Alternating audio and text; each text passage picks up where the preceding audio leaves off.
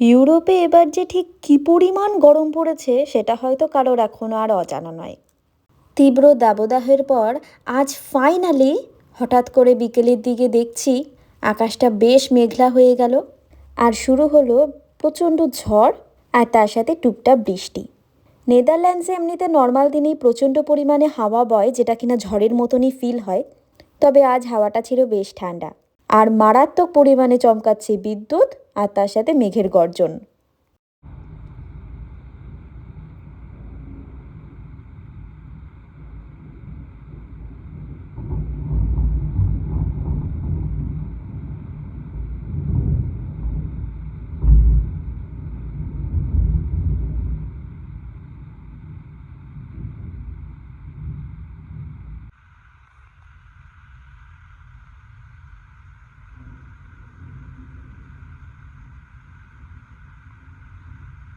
আবহাওয়ার যেরকম আমূল পরিবর্তন হয়ে যাবে সেটা সত্যি ভাবতে পারিনি।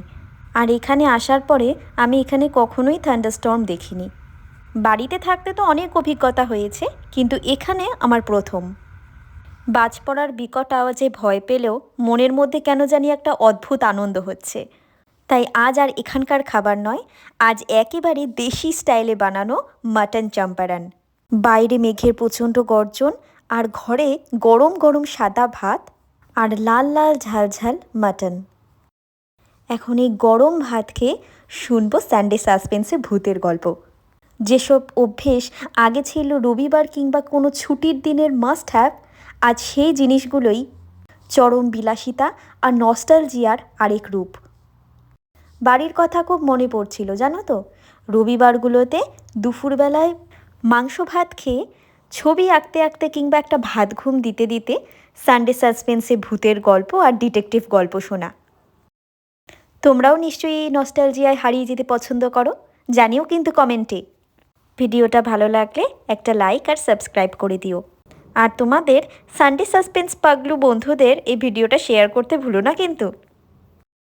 মুহূর্তেই মনে হলো হয়তো সে ভুল শুনছে, হয়তো বাইরের কোনো আওয়াজ বা নিছক বাতাসের শব্দ। শিরদাঁড়া দিয়ে একটা হিমস্রোত বয়ে গেল। মনে হলো মেঝেটা ভিজে স্যাঁতস্যাঁতে। সেই আলো মেঝের ওপরে এসে পড়েছে একটা ছুরির ফলার মতো। অভিজিৎ দরজার ঠিক বাইরে এসে থমকে দাঁড়াল। ভেতরের আওয়াজটা এখন আরো স্পষ্ট। কি যেন একটা বলছে,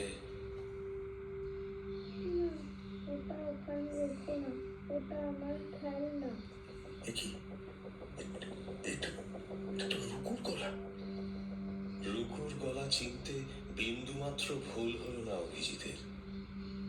উত্তরে অন্য প্রান্ত থেকে কোনো স্পষ্ট কথা শোনা গেল না, কেবল একটা হিস হিস শব্দ, যেন অনেকগুলো শুকনো পাতা একসঙ্গে ঘষলে যে আওয়াজ হয় সেই রকম। সেই হিস হিসে স্বর এবার বলে উঠল,